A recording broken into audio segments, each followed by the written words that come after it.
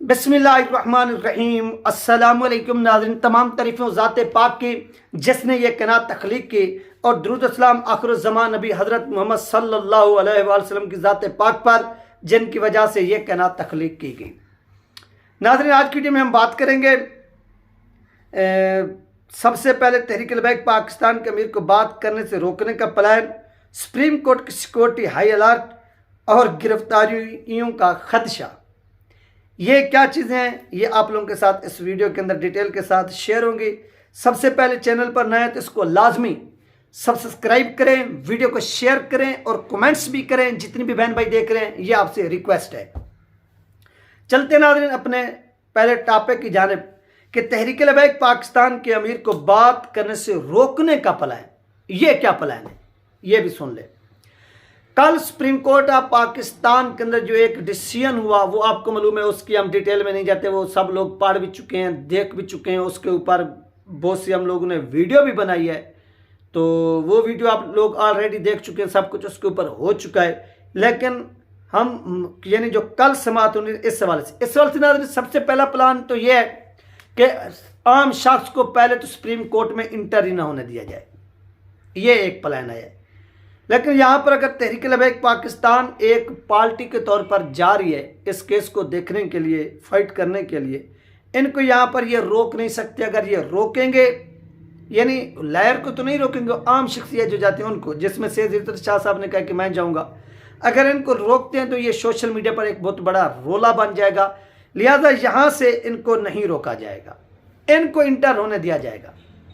जब ये इंटर हो जाएंगे तो नेक्स्ट इनका जो प्लान है, क्योंकि इन लोगों ने वहाँ पर जस्टिस काजी फैज़ ईसा साहब ने जो पंजाब हुकूमत को कहा कि आप फरीक बने, यानी पंजाब हुकूमत भी फरीक, TLP भी फरीक, JUI फे भी फरीक, और इसके साथ JUI सीन भी यानी जमात इस्लामी भी फरीक, और भी हो सकता है कि मे भी मजहबी जमात जैसे जमीयत उलमा हदीस जो है ये भी फरीक। इन तमाम की जो पटिशन होगी, जो एप्लीकेशन, ये सब कुछ इनको किया जाएगा यकजा करके, इकट्ठा करके इनके जो केस है वो सुना जाएगा। और इसमें जो सबसे बड़ी जो बात है वो ये होने जा रही है कि जिस तरह से सैयद ज़ीरत शाह साहब ने कहा कि वो जाकर बात करेंगे जस्टिस काजी फैज़ साहब के साथ, अपने जो एक दलाइल हैं वो पेश करेंगे। तो सुन ले सबसे पहले कि यहाँ पर जो प्लान सामने है कि सबसे पहले जो बुलाया जाएगा जस्टिस काजी फैज़ साहब जो है वो पंजाब हुकूमत के लायर्स को खड़ा करेंगे कि आप जो हैं वो आप पर यहाँ पर सामने खड़े हो जाएं, और खड़े होकर दलाइल जो है वो पेश करें। सबसे पहले जो दलाइल पेश करेंगे वो करेंगे पंजाब हुकूमत के वकील, लायर्स।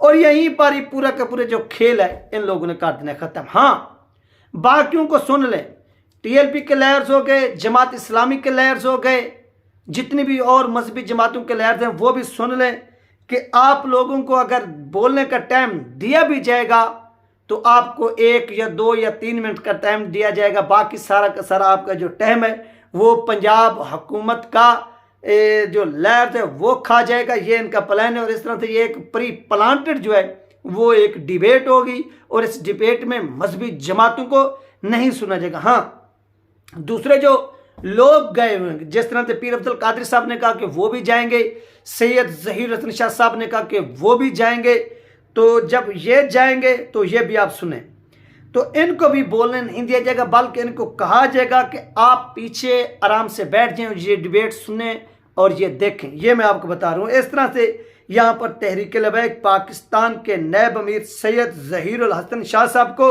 रोकने का जो प्लान है वो सामने आ चुका है, और इस तरीके के साथ, इस अंदाज के साथ उनको रोका जाएगा।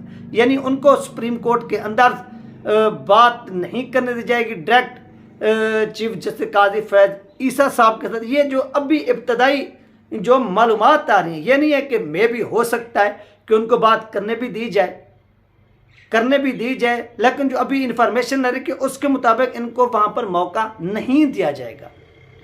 इसमें कितनी काल सच्चाई होती है या क्या होता है, वो कल का दिन जो है वो अहमियत कामिल है, वो कल ही आप सब देख सकेंगे इस चीज़ को कि ये किस तरह से होती है। हम भी दुआ करते हैं कि ऐसा हो कि सैयद ज़हीर शाह साहब वहाँ पर बोले और बातचीत करके ऐसा समझें कि दलाइल जो वो पेश करें, कौम को दिखाएं कि नमूस सल्लल्लाहु अलैहि वसल्लम के जो सिपाही है वो यहाँ पर आया हुआ है। उसके बाद नाज़रीन नेक्स्ट आप सुने कि सुप्रीम कोर्ट ऑफ पाकिस्तान की जो सिक्योरिटी है उसको हाई अलर्ट कर दिया गया। सिक्योरिटी को हाई अलर्ट क्यों किया गया?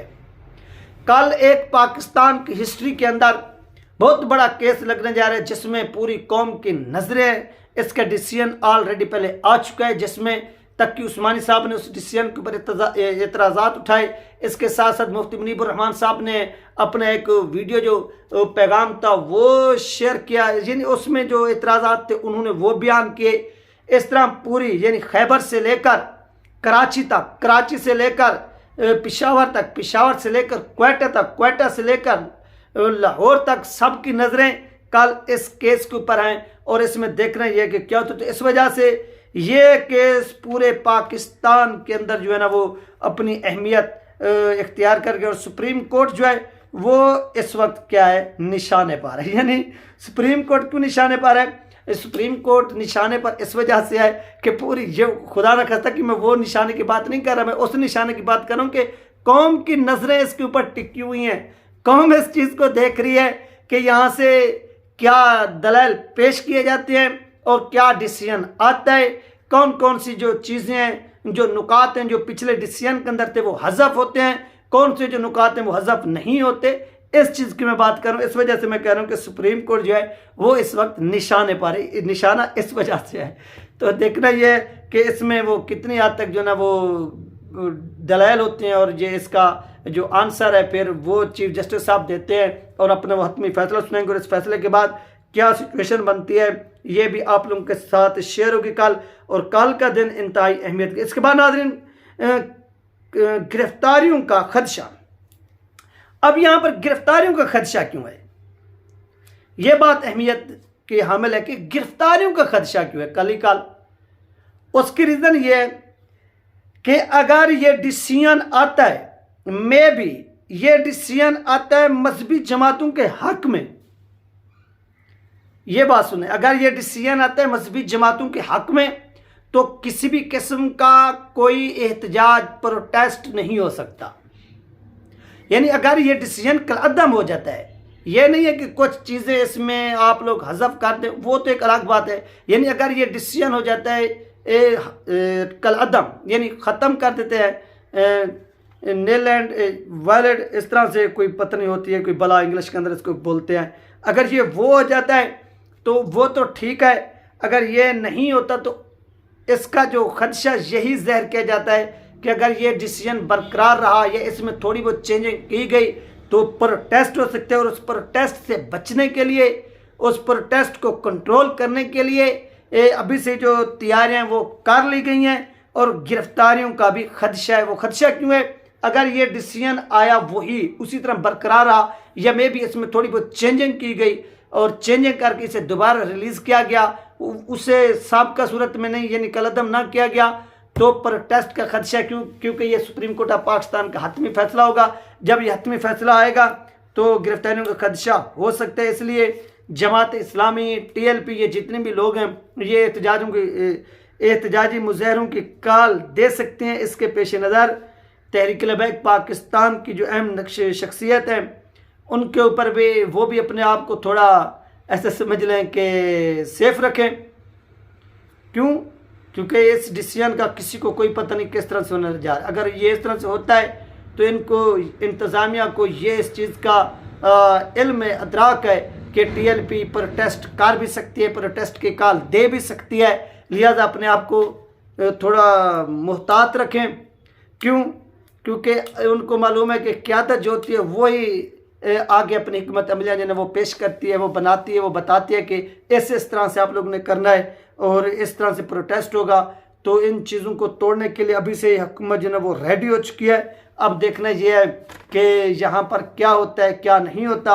इसके लिए चंद घंटे बाकी हैं। हो सकता है कि कल इस को सुनने के बाद मौखर कर दिया जाए, यानी आगे समात को मुलतवी कर दिया जाए, जिसमें 15 दिन का या 2 दिन का या 3 दिन का गैप आ जाए, या इस फैसले को महफूज ही कर लिया जाए और महफूज करके चंद दिनों के बाद, यानी 1 दिन हो गया, 2 दिन हो गए, 3 दिन हो गए, 4 दिन हो गए, 5 दिन हो गए, थोड़ी बहुत तब्दीली करके चेंज करके इसे दोबारा सुना दिया जाए, या मे भी कल ही इसको दोबारा यानी कुछ वक्फे के बाद ही सुना दिया जाए, और हतमी फैसला वो बाद में ही आएगा, मुख्तसर फैसला उसी वक्त सुना दिया जाए, ये कल पर ही मुनसर है।